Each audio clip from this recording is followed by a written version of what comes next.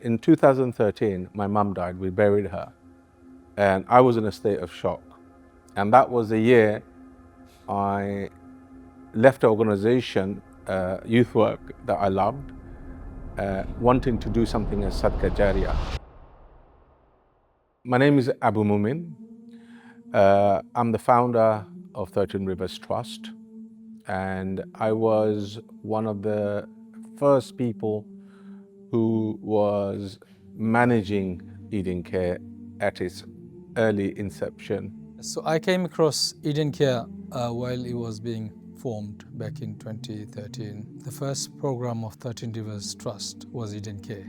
Eden Care is a befriending and advocacy project that helps lonely, terminally ill and people with chronic diseases be happy, not be lonely, have someone to talk to, play a game with, share a cuppa with, someone that they don't necessarily rely on, but someone that they could call maybe if they're feeling low. So all these people, lonely people, if we don't have that service available, then they will be struggling. They will just be left alone, lonely. Nobody is there to talk to them or provide that service to them. Nobody is there to advocate on their behalf. So from a personal experience, I have had family members as well as friends who have found themselves struggling with a terminal illness.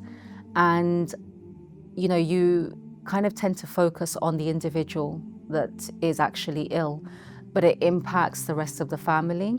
And so I think Eden Care is absolutely crucial because that impact can be a financial impact, you can have an emotional and mental impact, practical impact.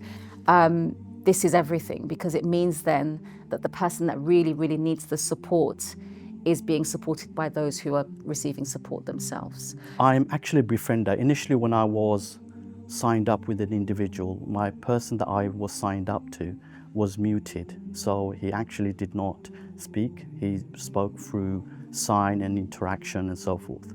One of the ways that I thought would be quite interactive is if I read stories to him. And I asked him, and we wrote a pen and paper, yes, no, and so forth. And he said he was interested in me reading stories to him.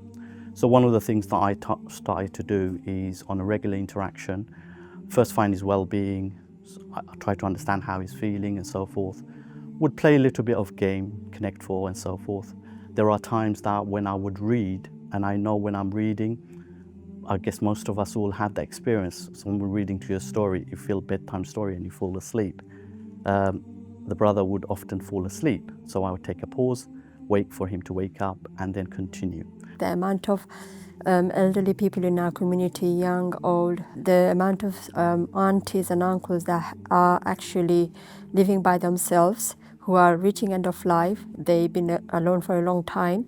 There was no one to go and see them, but speaking to us makes them happy, and there were aunties that crying to us saying, the love you're giving us, the love Eden Care giving us and the support you're providing us is making such a difference. They make dua for us. There was one uncle I visited once. He said, we took him a biscuit tin, and he said, it's been years where people have never bought him anything. And that biscuit tin meant a lot to him. One of the service users that still touches my heart, she was a 24-year-old. She had no family, terminally ill, and obviously she needed to arrange her own funeral, but the love that she had for life, the love that she had, to help as well, she donated. She didn't have anger. She didn't have, I remember when she was really, really sick, and I went to the hospital, and by her bedside, I prayed the Asr Salah, and she said, when I finished, she goes, Rupina, that was so soothing. So I sat there and I sat until Maghrib to pray Maghrib with her and read with her before I went. It's so hard to let go, and I think that's one of the hardest part of Eden Care as well. It's the letting go. Rose, she was a 8-year-old girl. Her dad, mum and dad had left, separated. Mum, she was at the end stages of life, and Rose was a young child with multiple disabilities. Her mother's last wish was, if my daughter dies, give her a Muslim burial.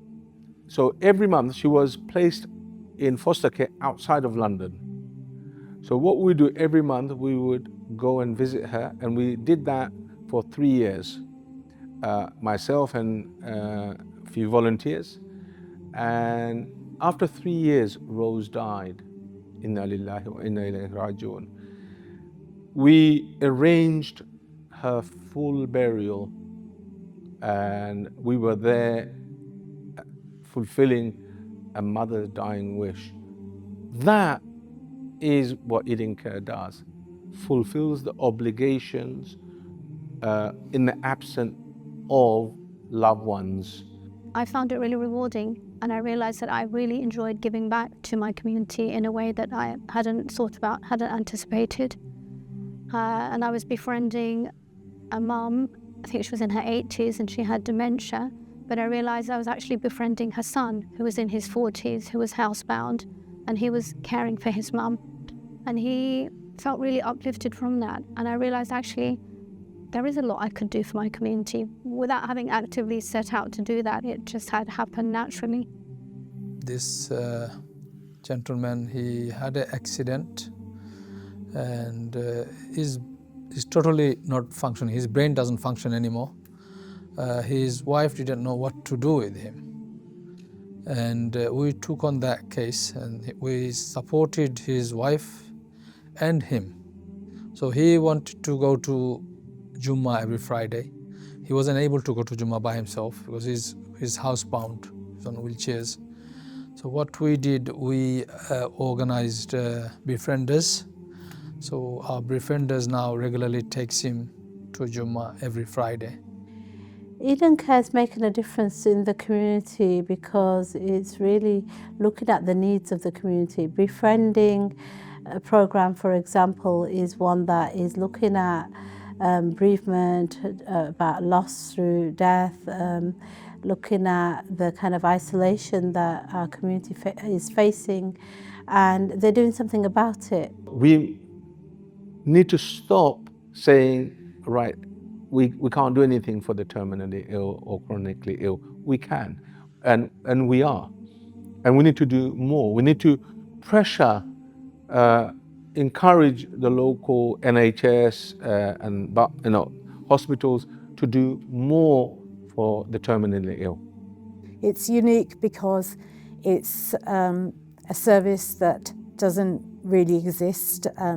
It plugs a hole that's vacant in society. I think there is, as I said, a myth that Muslim families care for each other. Sometimes people don't have that family around them, and increasingly I'm beginning to realise that it's a privilege to have family around you. Some people don't have that, so it plugs a gap.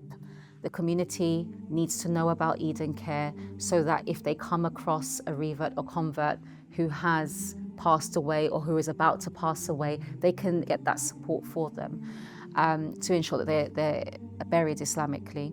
So really and truly, I would say that it's for all of the community. It's much needed, alhamdulillah, and we're doing the work of Islam. Eden Care obviously requires funds, and so we need, creative individuals to come forward to bring forth their innovative ideas as to how, funds can be raised for Eden Care. And I believe Eden Care has a befriending service, so volunteers who can be trained up as befrienders and offer the support to those in need.